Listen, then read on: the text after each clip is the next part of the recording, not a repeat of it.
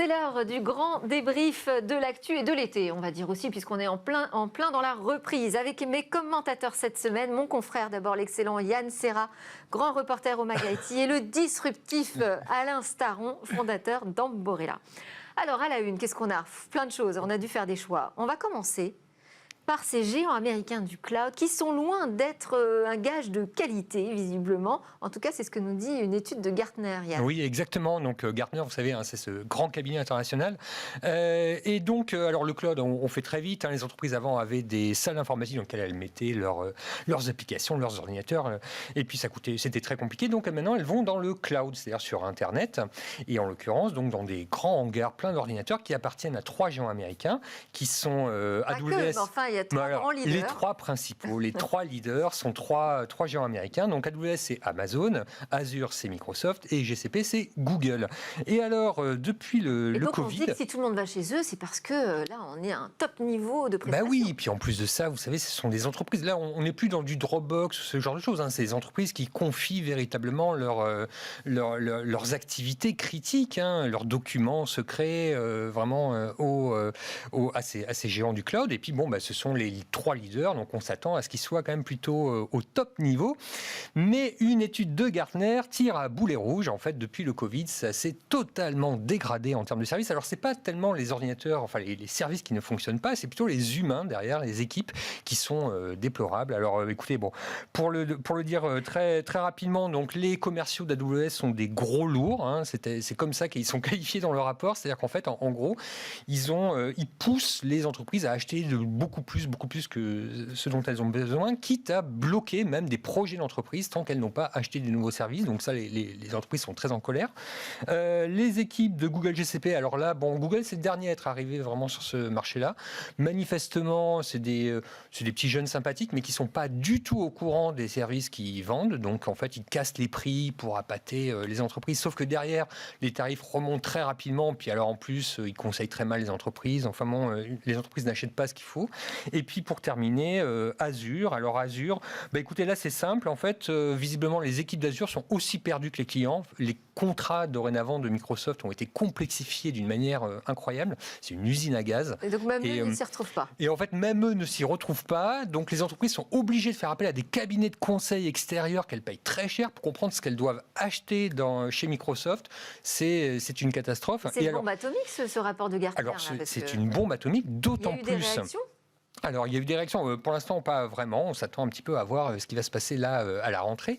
Mais c'est d'autant plus intéressant que, vous savez, le cloud, donc c'est assez récent, mais on commence enfin à avoir un retour sur le cloud.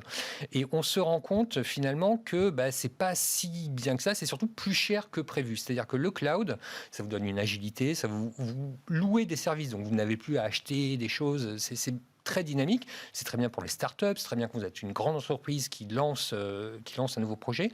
En revanche, il y a un cabinet dont le nom est imprononçable. Et on va essayer. Andreessen Horowitz, oui. qui a fait des... Bon, ça va.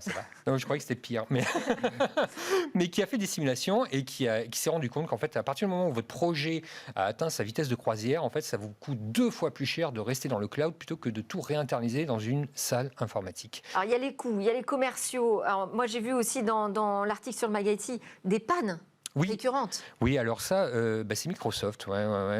Voilà. Manifestement, okay. Microsoft, ça ne va pas du tout. Ils tombent plus en panne que les autres. Bon, alors ça fait mal. Alors il y a quand même des bons points, parce que s'ils sont leaders, c'est quand même qu'ils assurent une certaine prestation. Oui, bien sûr. Alors voilà, on leur reconnaît quand même d'être très innovants. On reconnaît à Amazon d'investir beaucoup pour trouver les services de demain. Microsoft, si vous voulez, derrière, en fait, les gens vont dans le cloud de Microsoft parce qu'ils utilisent Office, Word, Excel, voilà. Et puis, bien évidemment, ces logiciels, dorénavant, depuis qu'il s'appelle Office 365, en fait, sauvegardent tous les documents dans Azure. Ouais. Donc, les gens vont chez Azure, puis Microsoft, c'est quelqu'un qu'ils connaissent depuis très longtemps. Donc, Microsoft a plutôt la confiance des entreprises. Et alors, quant à Google, Google, là, c'est plutôt un compliment en demi-teinte, c'est-à-dire qu'en fait, Gartner le félicite finalement d'essayer de rattraper son retard, mais bon, on comprend quand même qu'ils ne sont pas encore au point des deux précédents. Voilà.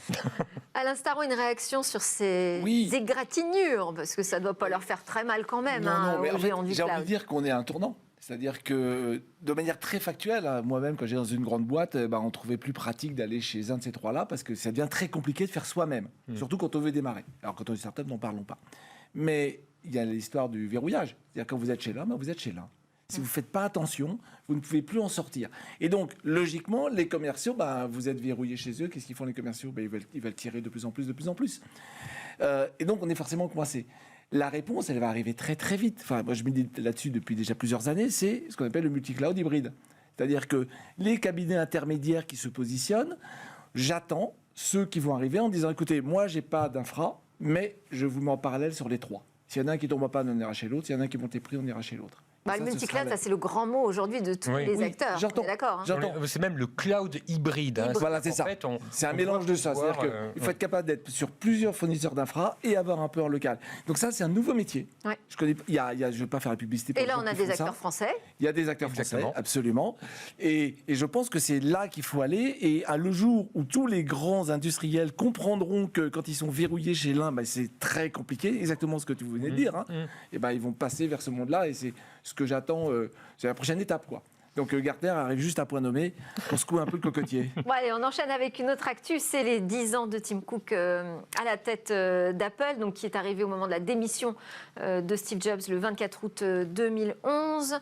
Pas facile quand même d'endosser le rôle de patron après Steve Jobs, mais pour autant, ce que j'ai vu est plutôt positif sur son bilan. Oui. Yann. Bon, ce qu'on peut dire, c'est que Tim Cook, alors c'est pas le visionnaire qu'était Steve Jobs. Il y a eu beaucoup moins d'innovations disruptives, comme on dit, depuis qu'il est aux commandes. En revanche, c'est un très bon gestionnaire. Donc le chiffre d'affaires a été multiplié par 3. Alors chiffre d'affaires trimestriel, j'ai plus le chiffre, je crois que c'est 85 milliards de dollars donc de chiffre d'affaires trimestriel, donc multiplié par 3 par rapport à l'époque où il est arrivé. La cotation en bourse, bon, ça ne veut pas dire grand-chose pour nous, mais 2500 milliards. Donc c'est 7 fois plus qu'à l'époque où Steve Jobs est parti. Donc finalement, il a réussi à conforter Apple dans une marque qui vend des produits de luxe. Voilà. Oui. Et alors, deux choses. La première, c'est que c'est quand même un équilibre un petit peu difficile parce qu'il a très bien réussi à le mener, mais vous savez, quand vous faites des produits de luxe, c'est soit vous faites véritablement des produits de luxe, soit il y a tantôt clients peuvent avoir l'impression que vous les prenez pour les vaches à lait. Et donc là, il a réussi à maintenir, mais vous savez, il y a eu quelques petites fautes de parcours quand ils ont commencé à faire des Macs là, avec les touches qui s'enfonçaient même plus tellement non, mais c'était du bas de gamme. Donc là, les gens ont arrêté d'acheter des Macs. Donc voilà, c'est quand même très très difficile. Alors après, la deuxième chose, c'est les innovations. Bon, les innovations, il n'en a pas fait beaucoup depuis que Steve Jobs est parti. Donc l'Apple Watch. Bon, c'est plus un bijou. On peut penser que si Steve Jobs avait lancé l'Apple Watch, ça aurait été un produit qui sauve des vies. Ça aurait été, je sais pas moi, qui aurait accompagné les personnes âgées, les pompiers. Bon là, sous l'ère Tim Cook, c'est un produit de luxe. Voilà. Les écouteurs AirPods. Je vois Alain qui trépigne. Ouais, bon. Selon moi, l'Apple Watch, c'est quand même le produit Apple le moins indispensable. Même les AirPods. Alors les AirPods, moi je trouve ça super bien parce que quand vous avez passé 1 an et demi en télétravail chez vous avec le bruit, avoir des écouteurs qui sont confortables, sans fil et qui vous coupent le bruit autour, c'est quand même très bien. Et puis alors la troisième innovation, c'est d'avoir remplacé, vous savez, les microprocesseurs. Alors on va parler après peut-être d'Intel, mais ça c'est important. Mais en fait, Tim Cook a pris la décision donc d'arrêter de se fournir chez Intel et de fabriquer lui-même ses microprocesseurs donc dans des usines asiatiques. Et alors ça c'est très courageux de sa part parce que c'est quand même très risqué et visiblement ça marche plutôt bien. Et là encore une fois, c'est une décision de bon gestionnaire plus qu'une décision de visionnaire de produits high-tech. Je vais laisser réagir Alain Staron avant de réagir moi-même. Les écouteurs ils tombent. Les écouteurs Apple, ça dépend des oreilles. Ça dépend des oreilles. Je ne vais pas être compatible. Après la montre qui sauve des vies, lorsqu'ils ont la keynote je crois que c'est la version 5 ou 6, ils avaient fait venir le cardiologue. Oui. Président de la fédération. Ils ont communiqué là-dessus. Ils ont communiqué là-dessus et des études montrent qu'ils envoient beaucoup de gens à l'hôpital. Trop. Oui. Donc ça veut dire que Mais ça, c'est le propre des montres connectées de santé, hein, qui rend un peu stressé sur la qualité de notre sang, de respiration, d'oxygène. Moi, je trouve que la montre connectée est un vrai sujet. On avait parlé une fois précédente, on ne va pas revenir là-dessus. Après, moi, mon sujet que je trouve original de Tim Cook, c'est moins l'innovation que l'engagement politique. Eh bien, j'allais le dire aussi, sur la vie privée. Et, alors, généralement, et en particulier sur la vie privée. Alors, il s'en est servi comme cheval de bataille depuis 2016 et la fusillade où il a dit non, je ne donne pas les données au FBI. Et donc, du coup, maintenant, c'est sa facteur de différenciation par rapport à un Google et un Facebook. Vous avez vu au CES les grandes publicités. Ce qui est dans votre iPhone reste dans votre iPhone. Circulaire, rien à voir. Et voilà, donc là, il y a eu ce début de polémique, ou cette polémique de cet été qui est très compliqué à analyser. Parce que dans les faits, toutes vos données qui sont sur des serveurs sont scrutées. Vous savez, chez Facebook, chez Google, partout. Donc on va préciser la polémique de cet été. En fait, Apple a annoncé son projet de scanner les iPhones à la recherche d'images pédopornographiques pour lutter contre cette criminalité. Et donc tout le monde s'est dit, mais alors c'est scandaleux, en fait, ils vont aller regarder ce qu'il y a dans nos messages. Et Apple a répondu, mais vous inquiétez pas, de toute façon on le fait déjà, finalement, on fait sur iCloud, on scanne déjà. Alors, on scanne déjà les contenus que nous stockons sur iCloud. En fait, oui et non. Et en fait, la technique est un peu compliquée à expliquer. C'est pour ça que les gens sont perdus. On ne scanne pas les contenus. On regarde... Enfin, un logiciel regarde si une signature des images qui sont dans le téléphone correspond à une signature d'image connue comme étant criminelle. C'est tout ce qu'on fait. C'est du scan, c'est pas de la lecture. C'est pas de lecture. Donc en fait, ces images ne sont pas visibles. Elles ne sont pas connues. Et... ce qu'ils disent benoîtement, j'ai envie de dire, c'est si on le fait au niveau du téléphone, il n'y a rien qui sort du téléphone, sauf gros problème. Et donc, du coup, on protège plus sa sécurité que si c'était fait au niveau du cloud. Sauf que, intuitivement, mais Apple est dans mon téléphone. C'est dans le cloud, c'est loin, il est dans mon téléphone. Donc, la perception de cette initiative qui est plutôt pour protéger la vie privée, exactement l'inverse. Donc, ils rament, j'ai lu l'interview de leur patron de la communication. Je ne suis pas sûre que ça monte autant en épingle. Il y a un autre sujet sur lequel Apple se bagarre, c'est quand même sur son magasin d'applications et son business model.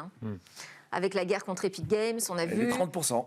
Les 30%. Et Spotify, d'ailleurs, je reçois le patron France de Spotify demain matin. Mais là, on a un autre sujet. Soit c'est l'abus de position dominante, mais enfin, ils sont quand même au moins deux. Soit, enfin, je ne sais pas ce qu'on peut faire là-dessus. Mais... Bon, et cette année, on attendra l'iPhone 13. Bon, il y a quelques rumeurs qui commencent, mais on aura vraiment la surprise à peu près en septembre.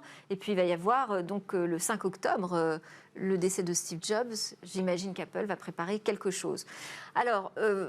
Yann, vous parliez de ce choix audacieux sur les processeurs qui nous fait rebondir sur le sujet Intel. Oui, tout à fait. Intel, alors, Intel, peu en difficulté quand même. Voilà, on résume. Donc Intel, c'était autrefois le géant des microprocesseurs, sauf qu'ils ont totalement raté le train des puces pour téléphone portable et tablettes. Et donc, ils ont laissé ça aux Asiatiques. Et alors, du coup, les Asiatiques ont gagné tellement d'argent avec ces puces, en fabriquant ces puces pour téléphone portable, que du coup, ils ont modernisé très rapidement leurs usines au point de, dorénavant, pouvoir construire des microprocesseurs bien plus puissants que ceux d'Intel.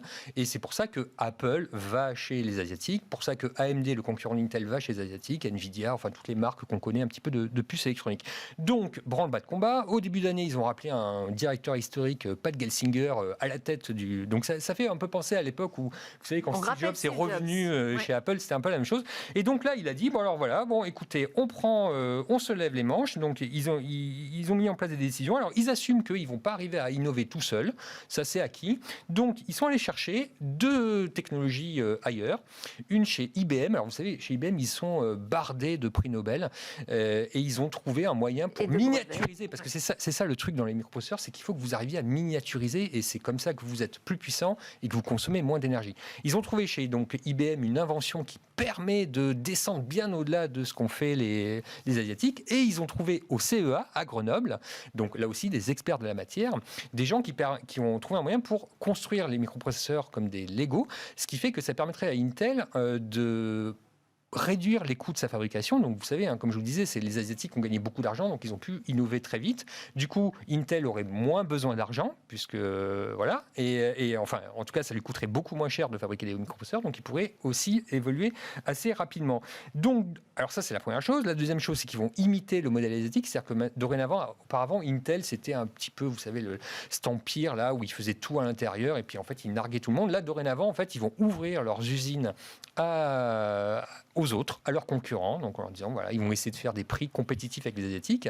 Et le troisième point, c'est que si... Penser écosystème pour Alain Staron. Penser écosystème. Et il y a un vrai sujet en fait. Et le troisième point, c'est qu'ils vont peut-être, alors s'ils gagnent suffisamment d'argent, ouvrir des nouvelles usines, dont en Europe. Là, en ce moment, Paul Gelsinger fait le tour de tous les gouvernements européens. On aimerait bien que ce soit en France. Hein, on aimerait bien que ce soit en France, au prétexte que, vous comprenez bien, messieurs les Européens, et surtout les constructeurs automobiles européens, vous ne devez pas dépendre uniquement des puces asiatiques, d'autant plus qu'en ce moment, on est en pénurie, parce que toutes les puces viennent de l'Asie et que les bateaux n'arrivent plus, que pour tout un tas de raisons à cause lié au Covid. En fait, aujourd'hui, les constructeurs automobiles, surtout, ne peuvent plus se fournir en plus pour leur voiture. Clairement une carte à jouer. Hein. Alors, c'est un choix. Le choix n'est pas fait officiellement. Je me demande s'il n'est pas fait officieusement. Ah. Donc, vous disiez, Intel, c'est à la fois le fondeur et le développeur de le choix sûr. de la stratégie d'Intel. Oui. Qu'est-ce qu'ils vont faire? Ils étaient monoblocs. Quand vous êtes intégré verticalement dans un monde écosystémique, vous n'êtes plus intégré verticalement, vous allez partout. Ils avaient deux options. Pousser leur microprocesseur et aller chez TSMC. Pourquoi pas?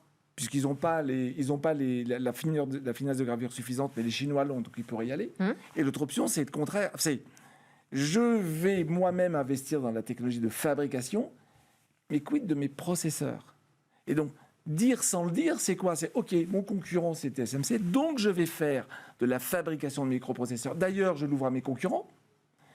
Donc, je vais produire pour mes concurrents de mon produit final.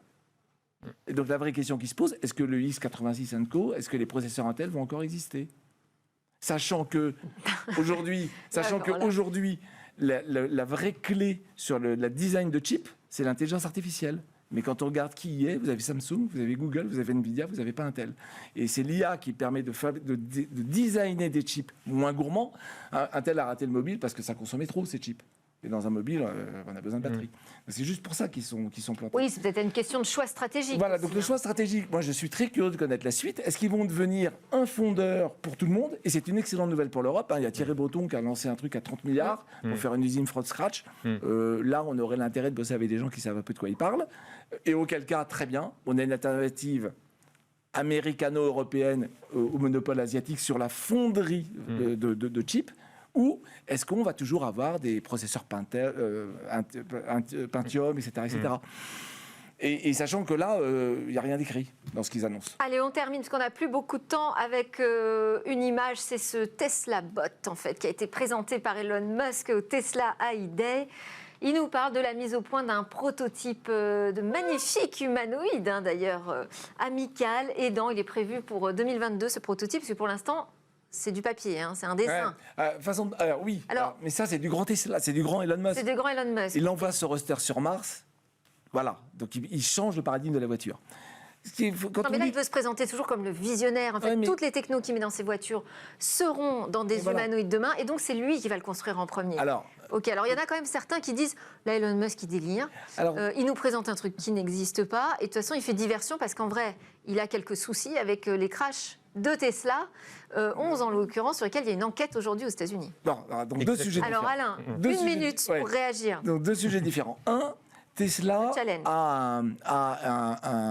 met en place un processus d'intelligence artificielle assez original, où il définit des inférences de manière plus fine. C'est-à-dire, inférence, c'est le sens de ce qu'on peut décoder comme objet, le sens de ce qui s'y fait, est-ce que c'est un chien, est-ce qu'il court, etc., beaucoup plus fortement que tous les concurrents. Bien. Deuxièmement, il fabrique des voitures. Et les usines de voitures sont parmi les usines les plus robotisées au monde. Donc il sait ce que c'est que des robots, lui-même, il fait les robots. Bien sûr. Donc après, le coût marketing, c'est dire, je donne à mon robot une apparence d'humain, ce qui n'est pas qu'un coût marketing, parce que si vous voulez remplacer l'homme dans les postes de travail, il faut que ce soit un truc qui ressemble à peu près à un homme. Pas forcément. Alors, il y a plein de roboticiens qui vous diront il n'est pas forcément très efficace d'avoir deux bras, deux jambes. J'entends bien, mais sur des postes qui sont aujourd'hui compliqués à gérer autrement, mais je reconnais que c'est assez marketing, le bipède. Quand même. Mais c'est du Elon Musk. Mais il y a un vrai fond technique derrière. Bon, ok. À suivre alors. Merci beaucoup à tous les deux d'avoir commenté quelques-unes des grandes actus qui nous ont fait réagir cet été. Merci Yann Serra du Mag IT et Alain Staron d'Amborella. Juste après la pause, vous allez découvrir justement un nouveau rendez-vous pour répondre à cette question: où va l'intelligence artificielle ?